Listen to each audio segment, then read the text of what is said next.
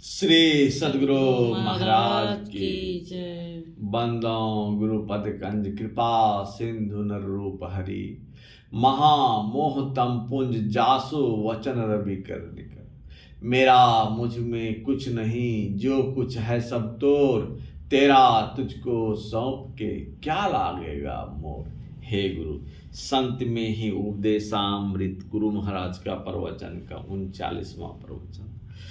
ईश्वर भक्ति रूपी सूर्य का उदय हो तो दुख रूपी रात नाश हो जाएगी।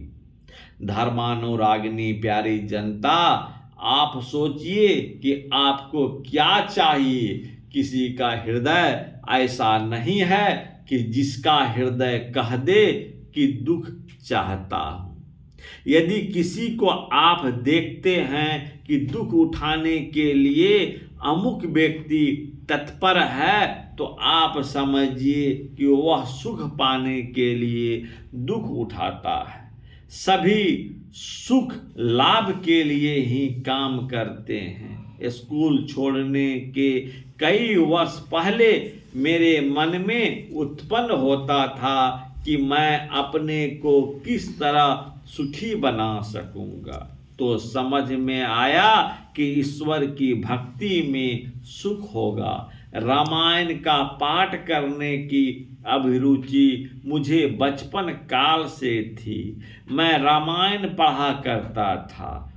उसमें ईश्वर भक्ति के लिए बहुत प्रेरण है। देह धरे कर यही फल भाई, भजिए राम सब काम बिहाई। और राकापति षोड़श ओसी तारा गण समुदाय, सकल गिरिन दब लाइए बिनु रवि रति न जाय। ऐसे ही बिनु हरि भजन खगेसा, मिटई न जिन केर कलेसा। अर्थात ईश्वर भक्ति रूपी सूर्य का उदय हो तो दुख रूपी रात का नाश हो जाएगा। मैं पहले सोचा करता था कि क्या मुझसे परमात्मा भक्ति सध सकेगी, तो कभी पैर ढीला होता था और कभी बल मिलता था। मेरे कई गुरु हुए, मैं जिज्ञासु होकर कईयों के यहाँ गया। सबसे ईश्वर भक्ति की प्रेरण मिली। कहीं बाहर की भक्ति और कहीं भीतर की भक्ति करने का उपदेश मिला।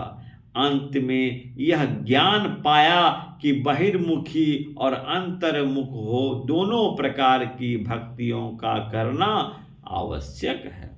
प्राप्तांग क्या है इसको जानो, फिर उसको पाने के लिए दौड़ो। बिना प्राप्तांग जाने उसको पाने के लिए दौड़ना बुद्धिमानी नहीं है।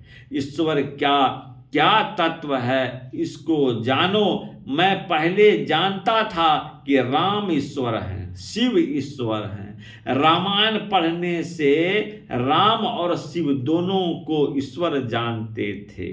घर में भगवती पूजा होती थी तो उसको भी देवी मानता था। फिर गणपति और सौर भक्त को भी जाना। फिर समझा कि नरसिंह रूप, क्षीर समुद्रवासी, साकेतवासी, दशावतारी सभी रूप उन्हीं ईश्वर के हैं। ऐसा सुना और कहीं कहीं ऐसा पढ़ा भी। गणेश, शिव, सूर्य, विष्णु, दुर्गा आदि देवियों तथा संपूर्ण चराचर एक ईश्वर के ही रूप हैं, ऐसा भी पढ़ा और सुना है। ईश्वर संबंधी इस ज्ञान पर सहज ही प्रश्न होता है कि ये सभी रूप जिसके वे स्वयं अपने कैसे, उनका स्वरूप कैसा है।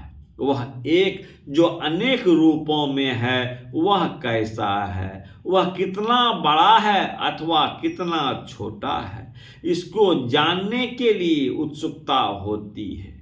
होते होते ऐसे लोगों से भी भेंट हुई जिन्होंने कहा कि किस ख्याल में तुम हो। जिसको लोग ईश्वर कहते हैं वह हुई ही नहीं है, किंतु इस बात का विश्वास मुझे कभी नहीं हुआ। ईश्वर की स्थिति पर अपेक्षात्मक कितने ही प्रश्न उनके हुआ करते थे जिनका उत्तर देना कठिन होता था, किंतु वे मेरे विश्वास को डिगा नहीं सके।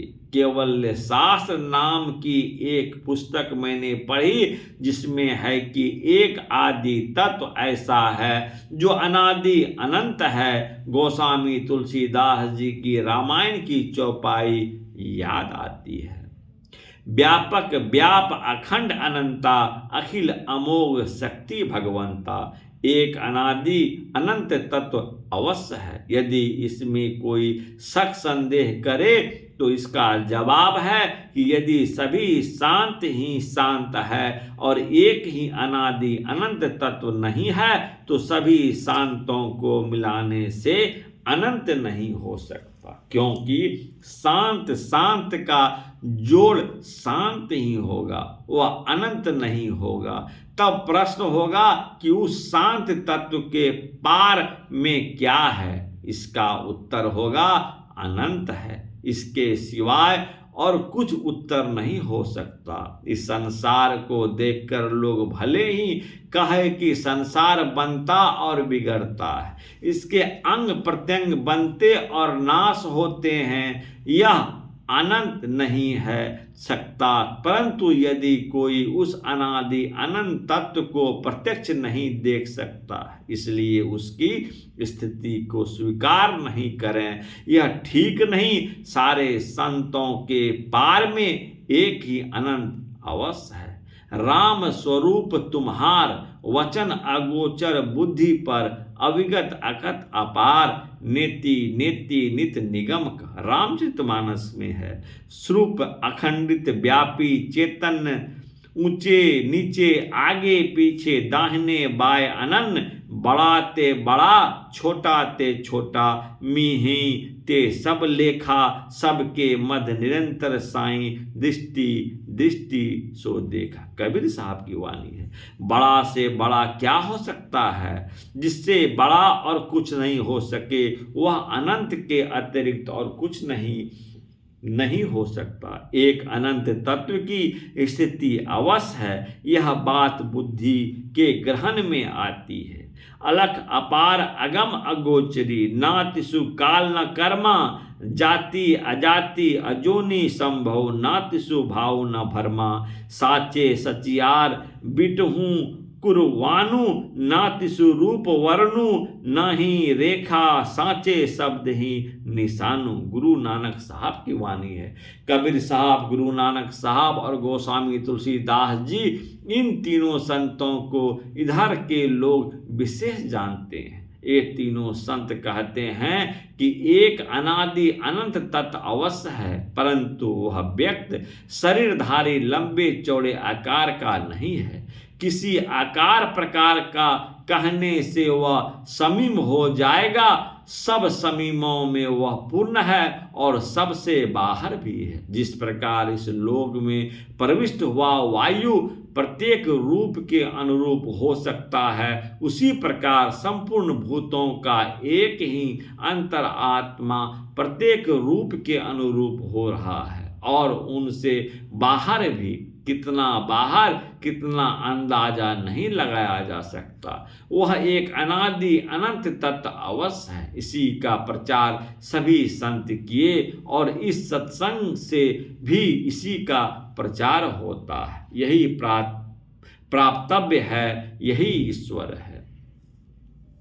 यह प्रवचन पूर्णिया जिला श्री संत मत सत्संग मंदिर सिकलीगढ़ धरड़ा में दिनांक 25/11/1955 ईस्वी को अपराह्नकालीन सत्संग में हुआ था।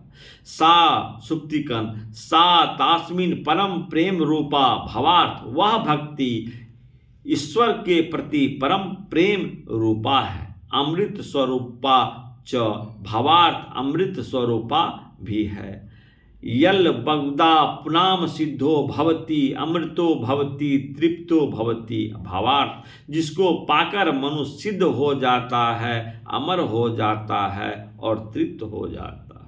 यह प्राप्य न किंचित वांछिति न सोचिति न दृष्टि न रमते नुहानि भवति। भावार्थ, जिसको प्राप्त होने पर मनुष्य न किसी भी वस्तु की इच्छा करता है, न शोक करता है, न द्वेष करता है, न किसी वस्तु में आसक्त होता है और न ही उसे विषय भोगों के प्रति प्रीति में उत्साह होता है। या त्वामतो भवति अस्तंभो भवति आत्मरामो भवति। भावार्थ, जिसको जानकर मनुष्य उन्मत्त हो जाता है, स्तंभ हो जाता है, आत्मा राम बन जाता है। भक्ति सूत्र में लिखा हुआ है। श्री सद्गुरु महाराज की जय। प्यारे दोस्तों, भाइयों, यदि अच्छा लगे तो नित्य प्रतिदिन गुरुदेव का, गुरु महाराज का जो उपदेशामृत के प्रवचन हैं, हम आप लोगों को गुरु महाराज के ही मुखवाणी को पढ़कर सुनाते हैं। दया दृष्टि का एक कृपा का पात्र हैं, जो सब पर दया गुरु महाराज करते हैं। आप लोग निरंतर इसको सुने और दूसरे को भी सुनाएं। यह गुरु महाराज का प्रवचन जिस घर में निरंतर सुना जाएगा, उनका सब तरह से उदय और संस्कार, व्यवहार और धन संपत्ति लाभ का भी सबकी पूर्ति होगा। यही हम आशा करते हैं और इनको जरूर फॉलो करें, सब्सक्राइब करें और कमेंट करें और एक दूसरे को शेयर करें। हे गुरु संत श्री सद्गुरु महाराज की जय।